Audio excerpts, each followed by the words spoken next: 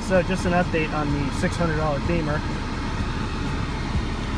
Replaced this on the number 6 cylinder because it was starting to crap out, and by looking at the spark plug you can tell that it was missing. Now the way that I found this out is not only did the guy I bought this thing from tell me about it, but under load it would start to hesitate, especially from like a dead stop. But now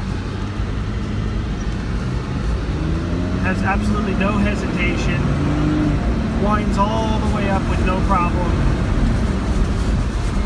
and pulls really hard now.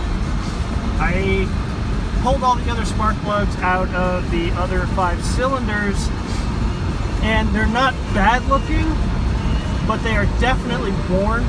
So I'm just going to do all the rest of the 5 spark plugs. Number 4 cylinder also has a new coil in it, but still has the old spark plug. I don't know why I didn't change that one. Somebody else did, but yeah.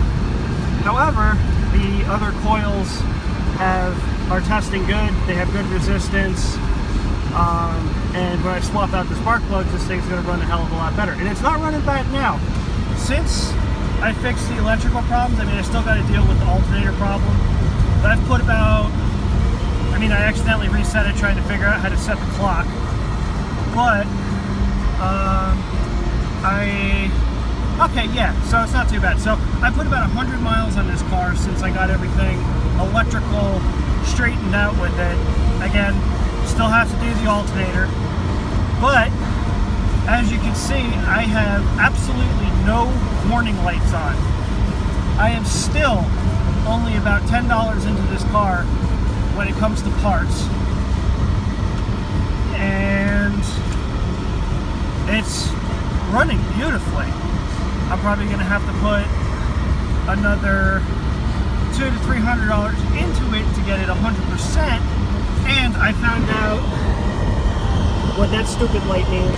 This car, it's got a sensor for just about everything. It's kind of neat. That's a brake wear indicator.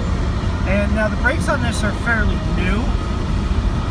But a buddy of mine told me that there's a sensor on, I think it was the right front and the left rear for the brakes. And since the car sat for several months, the sensor's probably just either bad or has gunk in it. But that should fix that problem. So yeah, and I was thinking about fixing this car and flipping it. I actually might hold on to it. It's too much damn fun. It drives really good, and I drove it to Dover and back this morning and got like 27 to the gallon. So this might be a car worth hanging on to, and it's pretty fun to work on. I mean, then again, I don't work on cars every day, but it's cool to see the differences that they've done in the engineering on this car versus my 4Runner and my Edge. The only other thing that I'm going to have to do, because it's not setting the check engine light, but it is throwing a code, is for the electronic thermostat control.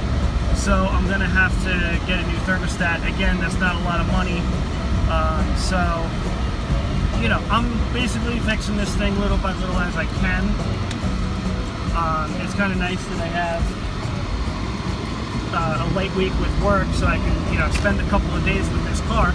Granted, I have about 20 hours or so into it, just getting it to run properly and tracking down the electrical gremlins. But I'm actually having fun doing this. I'm really, really, really falling in love with this car. Peace out, guys.